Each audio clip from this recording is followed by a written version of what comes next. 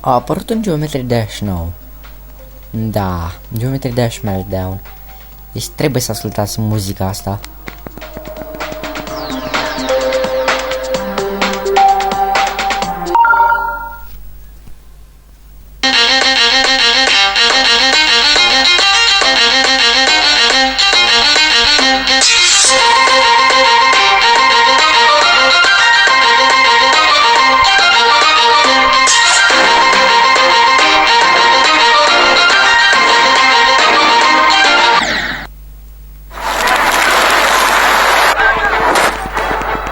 E super tare, o am și pe telefon.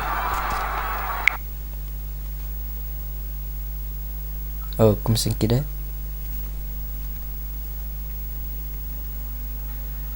Aha. Haideți să facem practice mode, chiar dacă l-am mai făcut o dată.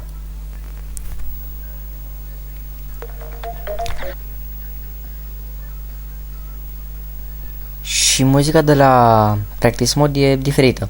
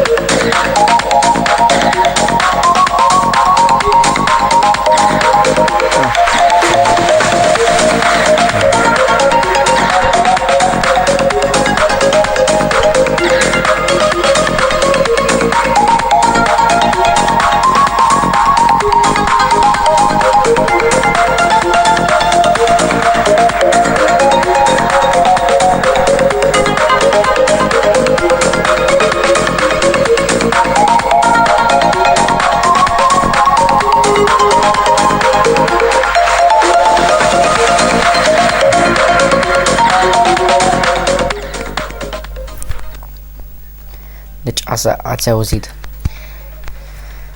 Geometry Dash Meltdown e mai frumos. Deci e un fel de frate al lui Geometry Dash. Simplu. Geometry Dash, adică. Și mi se pare un pic mai avansat în grafică decât cel normal. Sunt doar 3 nivele deocamdată, dar au promis un update cu mai multe nivele.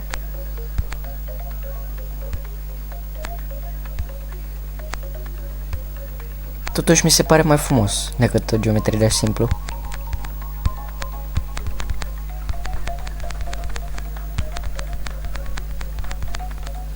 Wow! Failul mătii!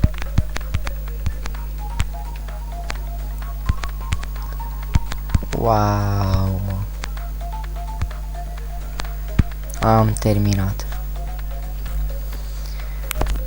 Da, cam atât a fost cu prezentarea asta.